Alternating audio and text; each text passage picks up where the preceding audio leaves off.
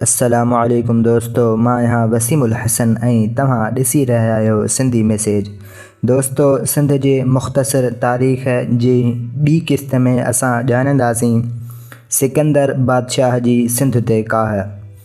ईसवी सन खां अटिकल 500 वरह अॻु ईरान दे बादशाह दारा सिंध ऐं पंजाब फ़तह कई ऐं संदसि हिकिड़ो सरदार पिशावर धारे घणा ॿेड़ा तयारु कराए सिंधु नदीअ तां संदसि छोर ताईं घुमी वियो।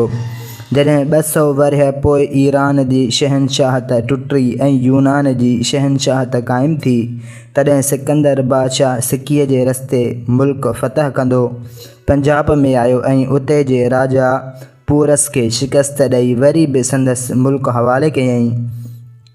तंहिंखां पोइ 2000 ॿेड़ा गॾु करे झेलम नदीअ मां लंघी सिंधु नदीअ में आयो ऐं उहा ॾेई सिंध में घिरियो। उन्हनि ॾींहंनि में सिंध जे जुदा जुदा भाङनि में जुदा जुदा राजा हुआ।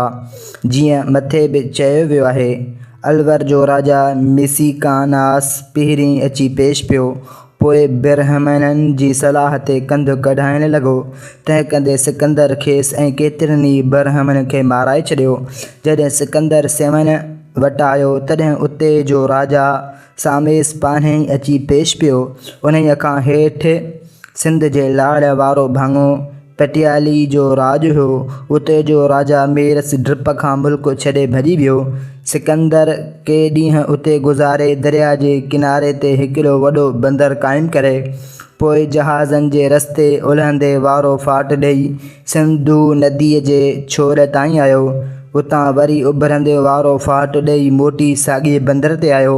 घणो करे उहो उभरंदो फाट कच्छ जे रण सां ॻंढियल हो, जो उन्हनि ॾींहंनि में हिकु वॾी ढंढ जी सूरत में हो, जंहिंमें सिंधु नदीअ जो छोर बि हो ऐं समुंड जो पाणी बि हो। तंहिंखां पोइ सिकंदर बादशाह पटियाली मां निकितो ऐं मकरान ऐं ईरान लंघी परते वियो ऐं संदसि दरियाई सरदार नियारकस पंहिंजा जहाज़ वठी रवानो थियो। हवा जे मुख़्तलिफ़ हुअण करे हिन खे शाह बंदर जे उलहंदे ॾे ककरालीअ वटि 3 हफ़्ता रहणो पियो।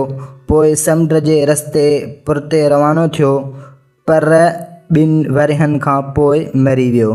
त अज़ीज़ान, असांजी पहिरीं क़िस्त हिते पूरी थी। वरी मिलंदासीं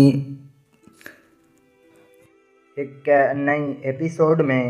तेसीं ताईं रखंदा पंहिंजनि जो ख़्यालु ऐं पंहिंजो ख़्यालु, ऐं असांजे सिंधी मैसेज चैनल खे ज़रूरु सब्सक्राइब कयो, त जीअं असां सिंध जी हिस्ट्री, सिंध जी तारीख़, सिंध जी मालूमात तव्हांजे समातुनि ताईं पहुचाए सघूं।